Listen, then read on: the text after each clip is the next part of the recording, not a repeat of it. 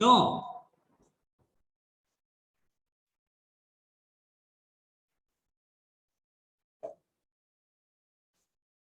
तो इस फिगर में आप देखिए वैलिड था, हुक्सला था, तो इसका डिफिनेशन अभी मैं अलग से भी लिख दूंगा। फिर अब देखिए दूसरा पॉइंट है आपका ओबी। ओबी क्या है ये भी आप जानते हो, देखो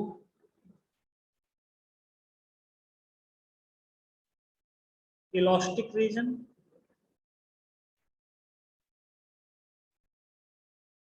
आपसे ये बोला जाता है ना, आप फोर्स अप्लाई किए, उसमें डिफॉर्मेशन हुआ, लेकिन जैसे ही आपने लोड रिमूव किया वो ओरिजिनल पोजीशन को रीगेन कर लेता है। तो किस रीजन तक आप लोड लगाते हैं? इलास्टिक रीजन तक। ठीक है। अब आइए ओडी के बाद आएगा आपका बीसी। ओबी के बाद क्या आएगा? बीसी। अच्छा ये बताइए, अगर इलास्टिक रीजन तक वो रीगेन कर ले रहा है ओरिजिनल पोजीशन, तो क्या ओ ए पे क्या रीगेन करेगा? हाँ करेगा। लेकिन हुक्स लॉ वैलिड होता है कहां तक? केवल प्रोपोर्शनल लिमिट तक। ठीक है। लेकिन सपोज करिए अगर आपको प्रॉब्लम में ये ना गिवन हो, ऑप्शन में प्रोपोर्शनल लिमिट ना हो, इलास्टिक रीजन हो, अपर एंड पॉइंट हो, लोअर एंड पॉइंट हो, और अल्टीमेट टेंसाइल स्ट्रेस पॉइंट हो, तो किस रीजन तक वो वैलिड होगा? तो प्रोपोर्शनल लिमिट नहीं है तो आप इलास्टिक रीजन आंसर सेलेक्ट करेंगे। ठीक। अब आइए बीसी आपका क्या है ये लिखिए, इलास्टो, ये एल है। ठीक है। Elasto plastic region, region. ठीक। अब हम आएंगे, ये डी यही आसपास आएगा, लेकिन उसको हम दिखा नहीं रहे हैं। ठीक है। आपने एक क्वेश्चन मुझसे पूछा था नेकिंग, अभी मैं उसको भी बताऊंगा। मैं इस ग्राफ को थोड़ा सा चेंज ही कर दे रहा हूँ, टी पॉइंट दिखाने की कोशिश कर रहा हूँ। कुछ इसको ऐसे बना दिया जाएगा,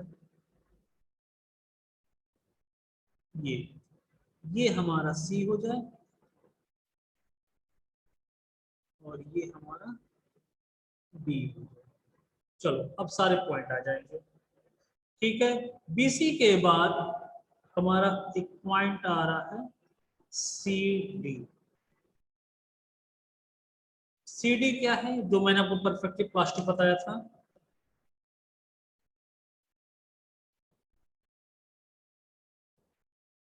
परफेक्टली प्लास्टिक रीजन।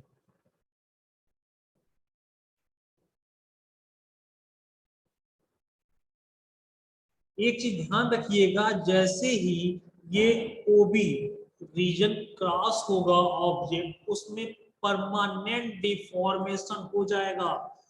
जब ऑब्जेक्ट पे टेंसाइल लोड आप अप्लाई करते हो तो वो ओरिजिनल पोजीशन रीगेन करता है केवल इलास्टिक रीजन तक। उसके बाद जैसे ही हम क्रॉस करेंगे वो रीगेन नहीं कर पाएगा। बी पॉइंट क्रॉस करने के बाद उसमें परफेक्टली प्लास्टिक डिफॉर्मेशन स्टार्ट हो जाएगा, मतलब वो परमानेंट उसमें डिफॉर्मेशन हो जाएगा, रीगेन नहीं कर पाएगा ओरिजिनल पोजीशन। ठीक है। अब हमारा ए पॉइंट अब पूछता है क्वेश्चन, देखो ऑब्जेक्टिव क्वेश्चन कैसे पूछेगा, मैं इसको क्लियर कर रहा हूं, फिर हम ऑब्जेक्टिव क्वेश्चन की सब बात करते हैं। क्या आपसे पूछेगा? ये ग्राफ दिया रहेगा। ठीक है। ये आपको ग्राफ दिया रहेगा, अब आपसे कहेगा बताइए ए पॉइंट क्या है। तो ऑप्शन में चार होगा, upper yield point, elastic limit, ultimate stress, fracture point, proportional limit. तो ए पॉइंट क्या होगा आपका? आपको याद रखना है लिमिट ऑफ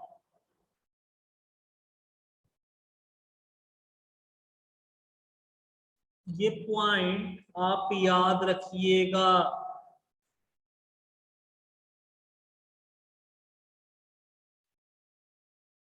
ठीक है, बी पॉइंट भी पूछ सकता है। ये चारों पॉइंट में से कोई ना कोई आपका इस बार पेपर में रहेगा। बी आपका क्या है? इलास्टिक पॉइंट या इलास्टिक लिमिट।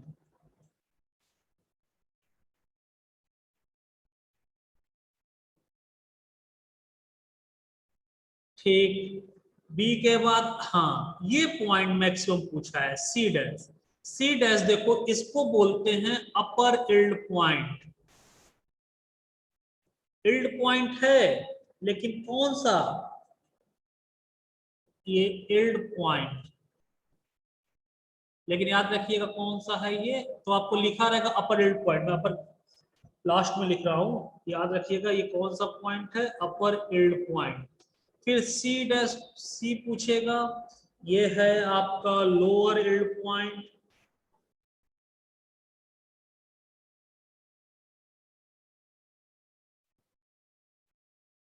अभी मैं नेकिंग पे बात करूंगा, ठीक है। लोअर इल्ड पॉइंट आपसे ई भी पूछेगा। ई क्या है? डी आपको फिगर में दिखेगा नहीं, मैं समझाने के लिए केवल डी पॉइंट लिख दिया हूँ। ये जब बड़े माइक्रोस्कोप से इसको बड़ा फिगर लार्ज करेंगे तब ये डी पॉइंट दिखेगा, इसलिए मैं डी उसमें बना नहीं रहा था, लेकिन आपको समझाने के लिए परफेक्ट प्लास्टिक रीजन दिखाने के लिए बना दिया था। ठीक है। ई, ई है आपका अल्टीमेट,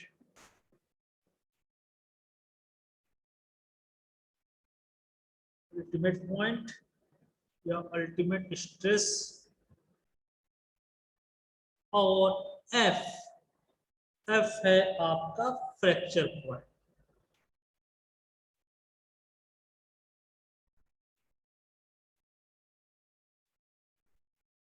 ठीक है, ये पॉइंट आप याद रखिएगा, इस पॉइंट को याद रखिएगा, ये इंपॉर्टेंट है इस साल के लिए।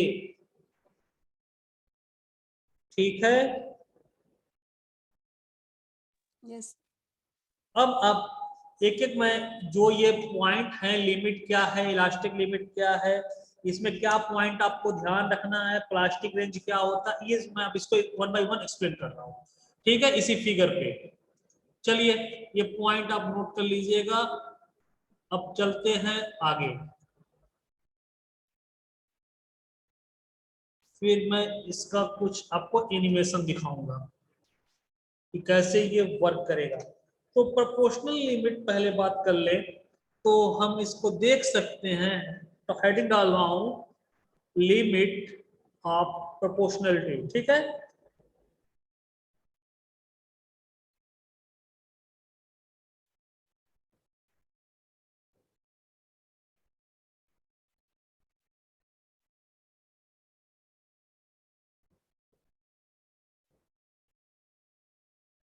Limit of proportionality. ठीक है, चलिए इस केस में क्या है, मैं डिफिनेशन लिख दे रहा हूं। It is the stress at which the the stress strain curve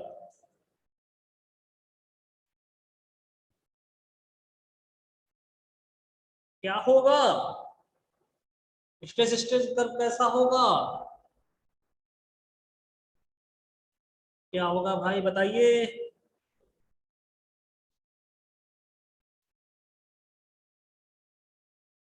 क्या होगा, एक मिनट में इसको बताता हूँ सही से लिखा। इस केस में कैसा होगा बताइए।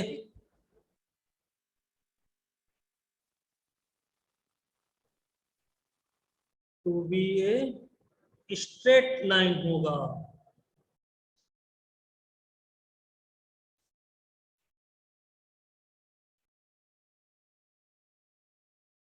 GST होता है, GST, ठीक, स्ट्रेट लाइन। तो याद रखिएगा प्रोपोर्शनल लिमिट में आपका स्ट्रेस स्ट्रेन डायग्राम आपका इस रीजन में आपका स्ट्रेन। ठीक है, दूसरा पॉइंट आपको रिमेंबर रखना होगा। अच्छा एक मिनट, तब ये आपसे पूछ सकता है ऑब्जेक्टिव, क्योंकि मैं ऑब्जेक्टिव पॉइंट ऑफ व्यू से भी पढ़ा रहा हूँ। ऑब्जेक्टिव पूछ सकता है इसमें कौन सा लॉ वैलिड होता है, तो ये कौन सा लॉ है, Hooke's law. Hooke's law is valid up to proportional limit।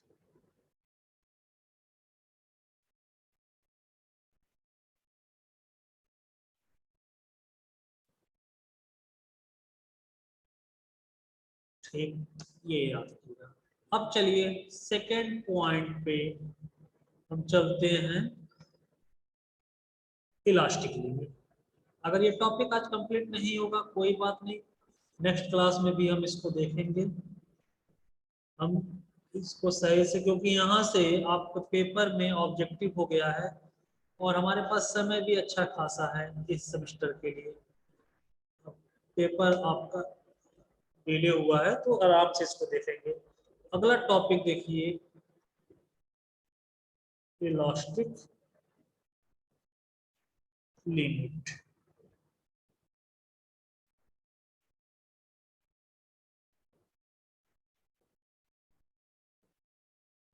Elastic limit, it is the point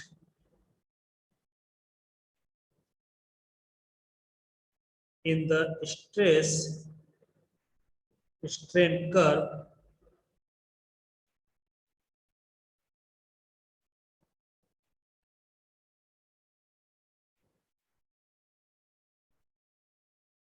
up to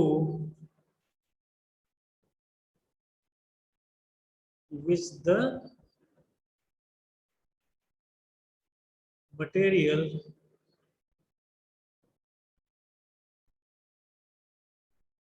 remain elastic।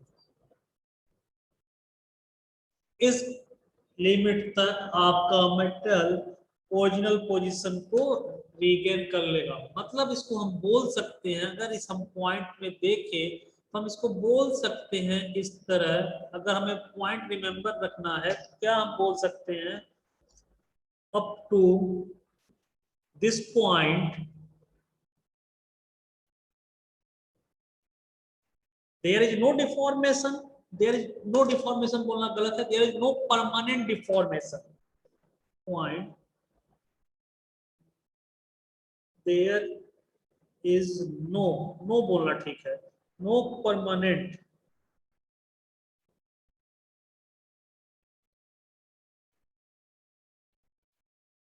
Deformation.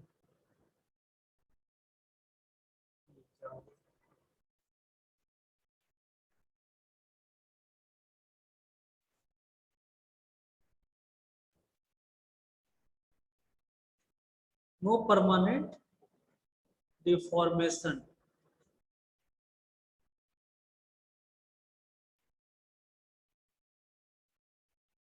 After removal.